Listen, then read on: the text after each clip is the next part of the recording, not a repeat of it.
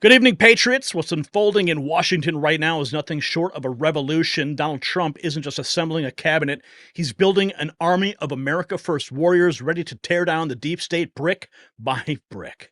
Elon Musk leading government efficiency, Pete Hegseth at defense, Kristi Noem securing our borders, and John Ratcliffe taking control of the CIA. The establishment is in absolute panic because they know it's coming. A complete dismantling of their corrupt system. But there is something even bigger happening behind the scenes that nobody is talking about. So let me tell you something about what's really happening in Washington. As Trump assembles his warrior cabinet, the deep state is desperately trying to protect their golden parachutes and their offshore accounts, but smart patriots know better. So if you have funds sitting in a low-interest bank account or a 401k IRA retirement account, you need to call my friends at Global Gold Investments, America's leading conservative precious metals dealer, and receive absolutely free their 2024 Protect Your Wealth and Retirement Guide. The number's on the screen, 888-700-4148. Mention Next News and receive their 5-star customer treatment along with a complimentary portfolio analysis. Operators are standing by. That number on the screen, 888-700-4148, or just click the link in the description, IRAGoldproof.com. Remember, if you don't have gold, then you don't have wealth. Okay, so the day started pretty sadly. Here we have, look at this. This is Kamala Harris arriving. Jill Biden doesn't even acknowledge her. Yeah, she just sits there. Everyone getting up, shaking her hand, shaking the vice president's hand. The first lady, she's like, nah, not even going to give you the time of day. Look at, she doesn't even lean over, not even talking to her. Wow. The joy is gone at the White House. There's no question about that. Yeah, the joy campaign is over. Okay, let's get down to it. Donald Trump has announced Governor Kristi Noem will be the Secretary of the Department of Homeland Security. Holy cow. Kristi Noem. I'm pleased to announce that the governor and former congresswoman from South Dakota, Kristi Noem, will be appointed to serve as the Secretary of Department of Homeland Security. Kristi's been very, very strong on border security. She was the first governor to send National Guard soldiers to help Texas fight the Biden border crisis. And they were sent a total of 8 times. She will work closely with the border czar, Tom Homan, to secure the border and will guarantee that our American homeland is secure from our adversaries. I've known her for 4 years, and I've worked with her on a wide variety of projects. She will be a great part of our mission to make America great again. Kristi Noem officially getting appointed to the new MAGA administration. And this is beautiful. Holy cow. I mean, we knew it was coming. But now it's official. Elon Musk been tapped to lead the Department of Government Efficiency. This is going to send shockwaves through the system. That's what Musk is saying. Now, this is a clip from Madison Square Garden. I was lucky enough to be there because you guys sent me and my wife there to cover it. And this is when he was announced. This is when he was officially announced. But, of course, he didn't have the title. He wasn't appointed yet. But let's listen. So, ladies and gentlemen, I have the honor to introduce the co-founder with me of the Department of Government Efficiency, Doge, Madison Square Garden. Ladies and gentlemen, give it up for the greatest capitalist in the history of the United States of America, Elon Musk. Oh, man. Love it. Love it. Love it. Love it. Elon Musk, man. Dude, watching that guy's transformation from kind of being on the fence to, supporting DeSantis early on. Remember that? And now he's like full on MAGA, part of the administration. He was on the campaign trail. This guy is a total genius, and I cannot wait to see how he systematically dismantles the United States government, cutting all the fat. And as you know, we've been covering it. We've even talked to Ron Paul directly about it. Ron Paul is going to be working with him. I mean, what other advisor would you want, right? Ron Paul, the Godfather? Yeah. If there's anyone I want advising Elon Musk. It's Ron Paul. So let's go, baby. Let's frickin' go. Elon Musk posting on X just 4 hours ago the official statement. I am pleased to announce the great Elon Musk, working in conjunction with American patriot Vivek Ramaswamy, will lead the Department of Government Efficiency. Doge. I just love how they work in the meme coin, Doge, into this. I mean, how much more poetic can you get? No, I didn't get in on the Doge. I didn't. I wish I did. I should have. Man, Doge made a lot of people millionaires.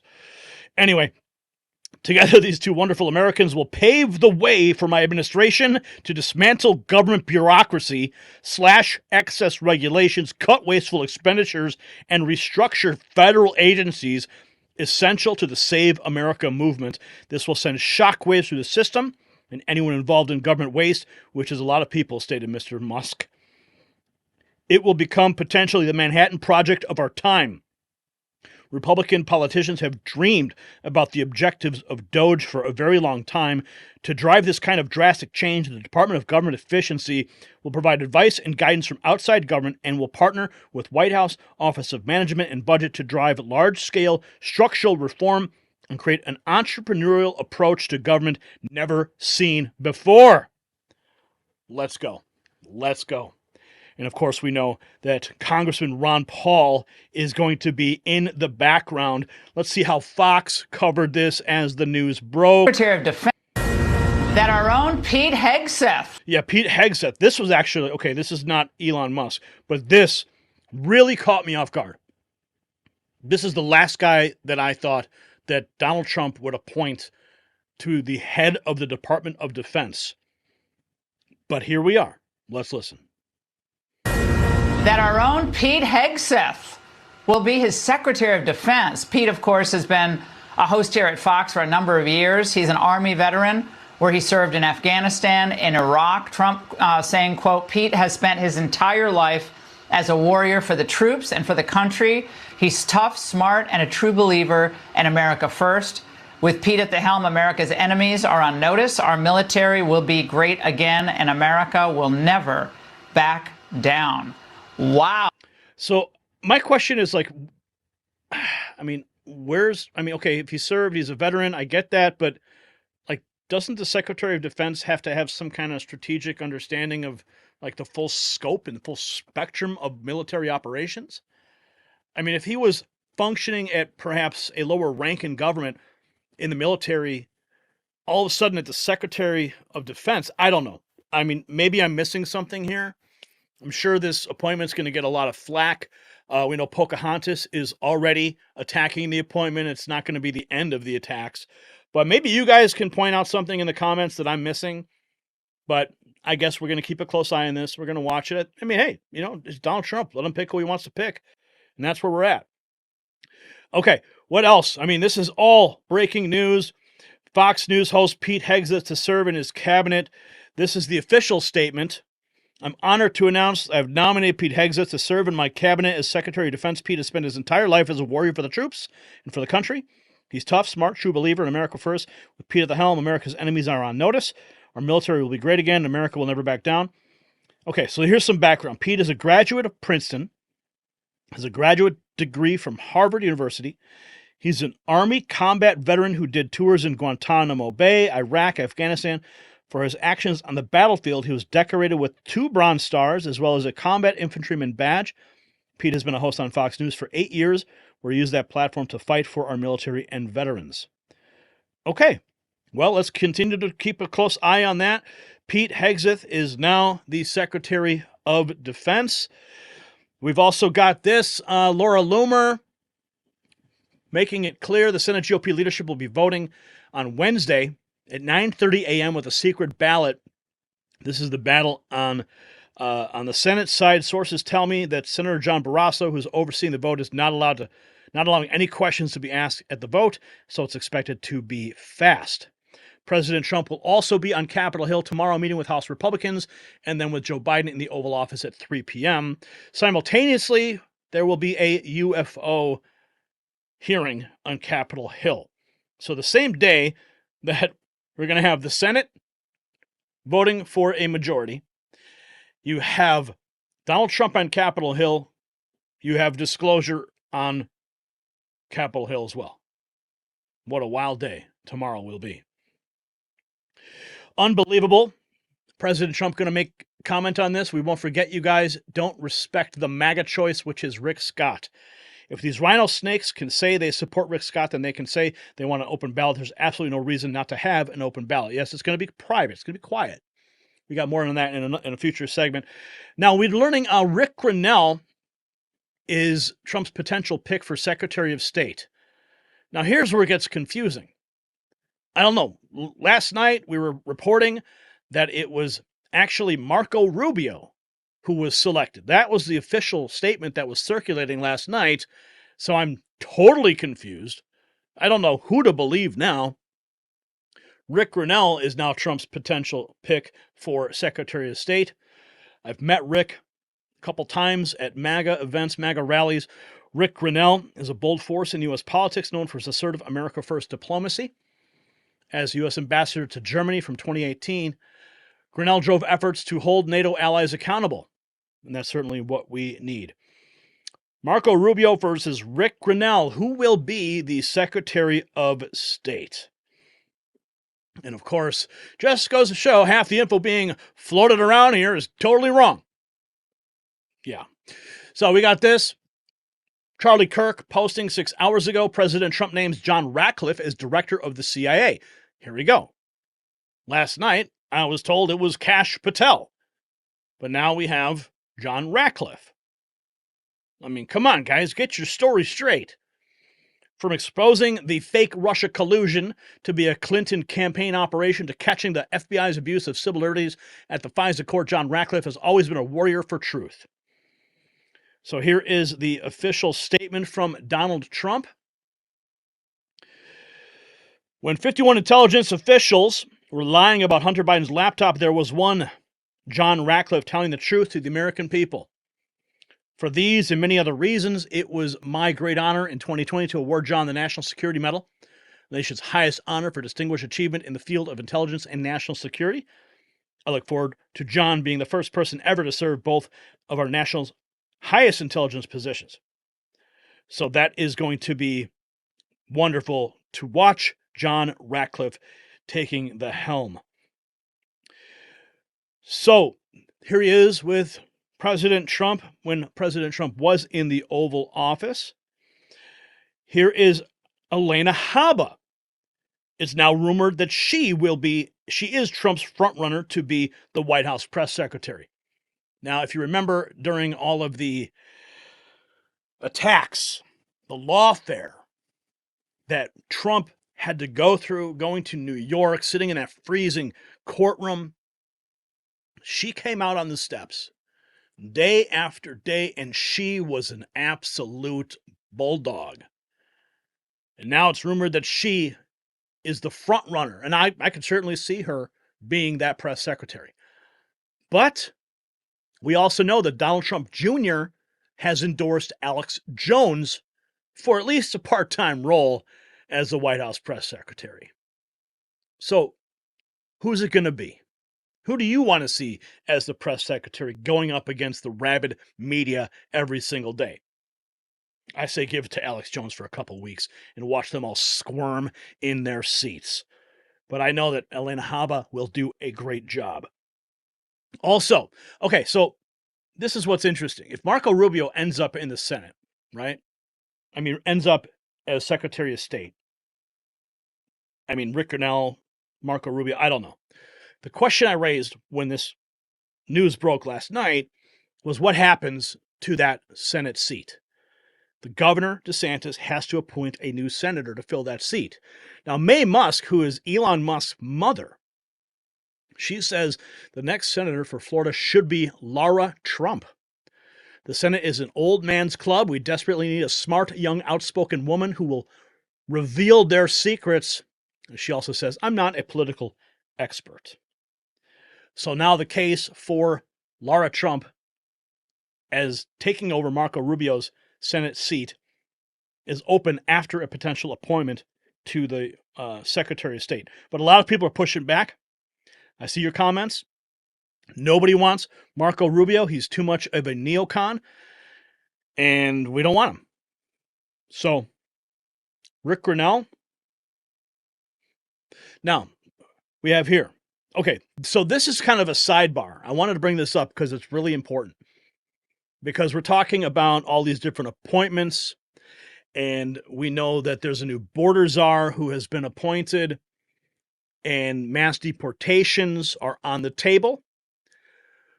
So Mayor Adams of New York was confronted about this at a press conference, and what he said was remarkable. Let's listen. Was devastated by that. And as you communicate with President-elect Trump and have communicated with him, will you express concern about mass deportations in the city?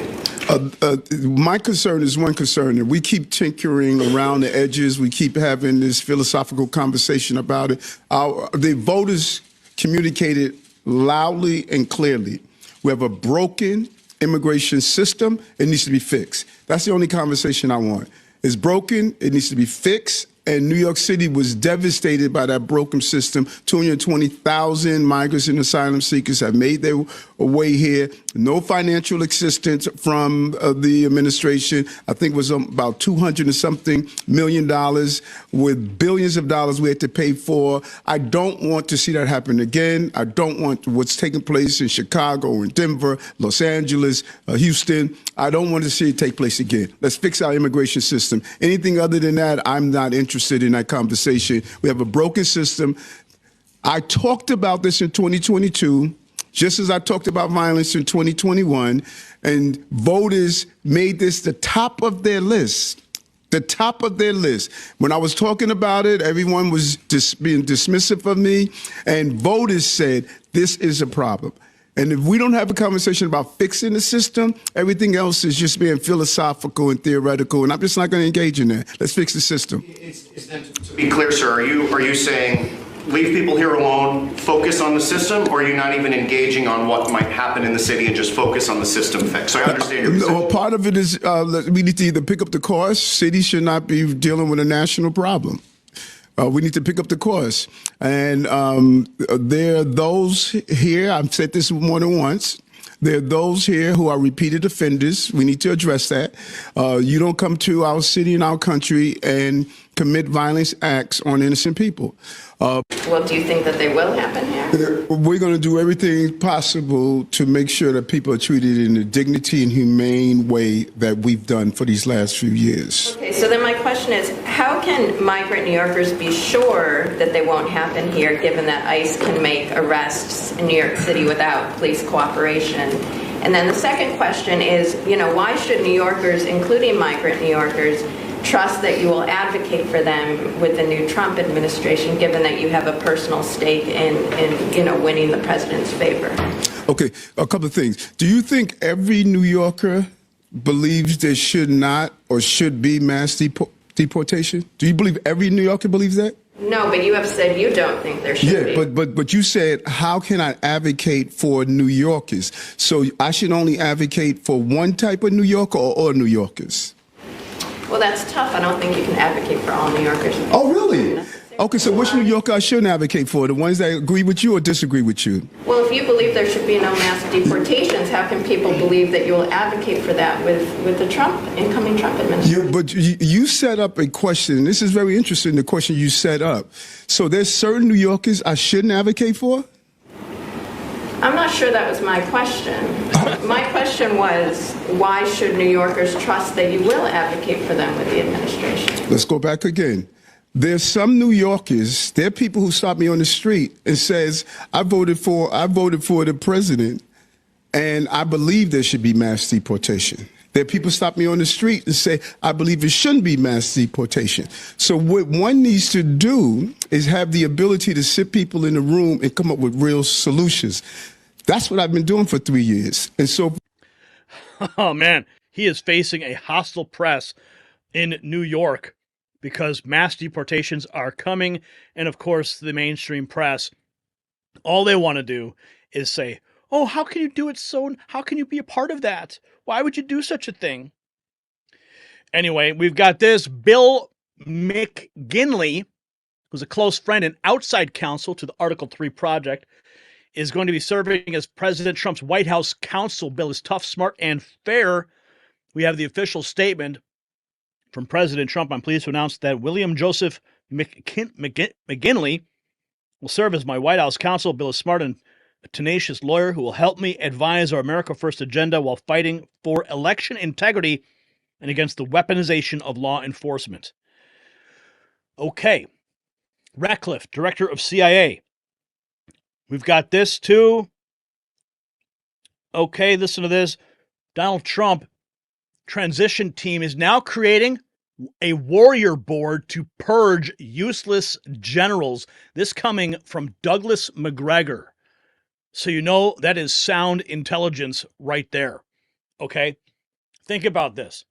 Donald Trump has already stated that he wants the resignation of anyone involved in the Afghanistan debacle. He wants the resignation on his desk on Inauguration Day at noon. That's what he's declared. So now they are putting together a list to purge those that do not listen. So it's either you give me your resignation or you're fired. Sarah Huckabee Sanders, she is on cloud nine today. She says, I may be a little biased, but I can't think of a better pick to serve as America's ambassador to Israel than Governor Mike Huckabee. Here's what she had to say. Congratulations. My dad was just nominated as President Trump's ambassador to Israel. I had the chance to go to Israel for the very first time with my dad when I was 11 years old, and it literally changed my life. There's no greater supporter and nobody that has a greater understanding of our two nations' unbreakable bond. And there is probably a little bit of bias, but there's no one who will do a better job in this role. Congratulations, Dad. We're all very proud of you. My dad was so beautiful. She is a proud daughter, and I'm glad to know that I helped donate to her campaign to make that position she has possible. So many amazing developments that are happening right now. Here we have the attorney helping President-elect Donald Trump assemble his new administration, warned career employees at the U.S. Justice Department on Monday they could be fired if they try to resist the Republicans' agenda. That coming out of Newsmax. So there is going to be a lot of pushback. We've been reporting that members inside the bureaucracy in Washington, D.C. are literally having PTSD meltdowns. They're terrified because they know their jobs are on the line. Well, if they're terrified, it's probably because they're not doing their job. They're just dead weight, sucking up taxpayer dollars. Maybe you should go to the private sector. Get out of the way, especially if you're going to be standing in the way. Governor Mike Huckabee making this official statement. It's been an incredible day as real Donald Trump asked me to serve as ambassador to Israel, a land I have been visiting since 1973 when I was a teenager. It will be a privilege to serve my country and my president in this role. Here's the official statement from Donald J. Trump. I'm pleased to announce the highly respected former governor of Arkansas, Mike Huckabee, has been nominated to the U.S. ambassador of Israel. He's a great public servant, governor, and leader of faith for many years. He loves Israel and the people of Israel, and likewise the people of Israel love him. So that is beautiful news for Mike Huckabee. My mother, God rest her soul, back in 2016, she really liked Mike Huckabee. She really liked him. But let's take a look here. This is our new CIA director, John Ratcliffe. The Biden. So, John, how do you square this circle? The fact that you're hearing bribery charges against a sitting president, and yet the media and the Biden DOJ is zeroing in and ramping up the heat on former President Trump. Okay, so this is clearly a older video, but I believe it was posted to provide context. And the only caption here is, your new CIA director is a certified G. Let's watch. Well, Maria, I don't think it's that they're ignoring it. I think it's that they're scared. Look, you have to keep in mind that they're all co-conspirators in this. They're all complicit in this. What I mean by that is all of this stuff wasn't. It was the fact that the mainstream media went with all of the things like the Hunter Biden laptop as Russian disinformation. They promoted the 51 intelligence officials that were lying. They promoted the Russia collusion story. All of these things, and folks at the Department of Justice and the FBI, they lied to get FISA warrants to spy on the Trump campaign. So they're all. They were all part of this, and they're all complicit in this, and there's so much at stake. And if it unravels, it's not just political folks that will take a fall on this. It's the American people will see it for what it is. Now, so having said that, these are the challenges that President Trump continues to face, with these charges and the trial dates that are coming up. The thing that I would point out to people here is that Donald Trump didn't run for president to run for re-election as president to avoid political charges, as some people are saying. You got to remember, he announced he was a candidate first. He became the front runner first. All of these charges in Georgia, in New York, both Jack Smith cases and the federal cases, they decided to bring charges after Donald Trump became the leading contender in the Republican nomination, which just really underscores why this all continues to be political and why it's all directed at trying to stop him from being reelected. So, John. So I'm hoping that finally we'll get some real disclosure. The JFK files, the Epstein list, the Diddy list, all that. Hopefully that will all come to the foreground and we can get closure as a nation on those things because the nation needs it. Let's see what let's go back to that clip with Elena Haba. To get this country. I've done this one too many times, actually too many times for the last 3.5 years while President Trump has been trying to fight to get this country back. And I want to speak to the American women, and I want to speak to the people that need to get out and vote on November 5th. I have sat with President Trump for years now, while he has been targeted with lies and with judges, AGs, and DAs who have specifically run in this city and others on getting Trump. The Trump administration will fix this problem. We will stop Kamala Harris's regime, because she was there, let's not forget that, and she still is, of using officials from the White House, putting them in DA's offices, in AG's offices, and attacking your political opponent. And this country deserves better than this. We do. We should not be sitting here at a press conference talking about this. We did this in 2016, and every woman had no reports. They come out when it's election time. And as a woman who has stood with President Trump, who has spent extensive time with President Trump and with his beautiful family, I will tell you, that is not President Trump. And I completely am disgusted by what I have seen happen to this person, his family, and the Trump organization that we stand in right now. You must vote Donald Trump back in, because as an attorney, as a woman, as a mother, our future of this country depends on it, and we need to stop this from happening. The DOJ is supposed to help our country and protect us, not attack us, because you cannot win in the polls. Thank you. Yeah, she would do very well as a press secretary in this administration. So all these things are just breaking, and we have some big news we're going to be tracking all day tomorrow. So, the battle lines are drawn, patriots. Trump's new cabinet isn't just about filling positions. It's about preparing for the biggest fight in American history.